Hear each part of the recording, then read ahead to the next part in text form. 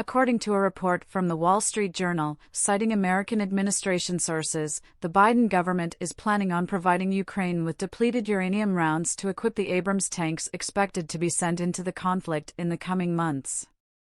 The decision, the paper reported, came after months of an internal debate within the White House, with the Pentagon, in particular, pushing for the ammunition to be sent to the Zelensky government. The U.S. military first began using depleted uranium en masse during the first Iraq War in the early 1990s. Due to its high density, the material has been used for tank armor as well as for some bullets and anti-tank rounds, with it being highly effective in penetrating armored vehicles and tanks. Depleted uranium rounds are produced as a byproduct of the enrichment of the radioactive material, however, it does not generate a nuclear reaction.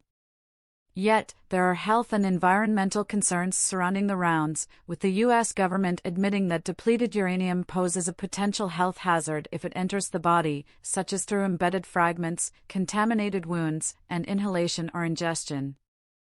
A review from Harvard University also said, depleted uranium may pose a risk to both soldiers and local civilian populations. When ammunition made from depleted uranium strikes a target, the uranium turns into dust that is inhaled by soldiers near the explosion site. The wind then carries dust to surrounding areas, polluting local water and agriculture. NATO nations that operate the rounds nevertheless insist the tank-busting rounds are safe, and claims by Russia that the use of depleted uranium tank-busting rounds in Ukraine is causing a radioactive cloud to spread over Europe have been fact-checked by Western intelligence agencies.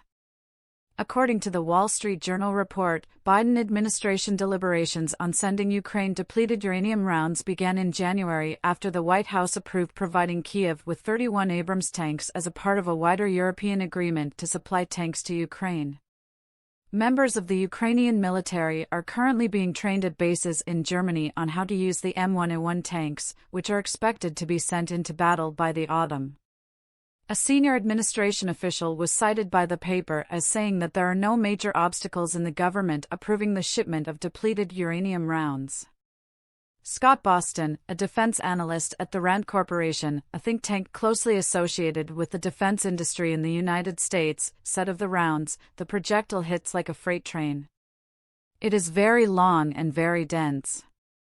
So it puts a great deal of kinetic energy on a specific point on an enemy armor array.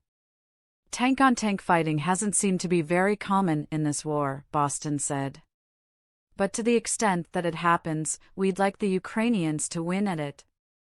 The reported decision to send depleted uranium to Ukraine comes after the United Kingdom approved a shipment of such rounds to supply ammunition for the Challenger 2 main battle tanks that it is supplying Kyiv with. Russia, for its part, warned the UK that giving Ukraine depleted uranium rounds is a move fraught with risks of further escalation of the conflict. President Vladimir Putin warned of potential retaliation, saying, "If all this happens, Russia will have to respond accordingly. I'm talking about the fact the West is already beginning to use weapons with a nuclear component."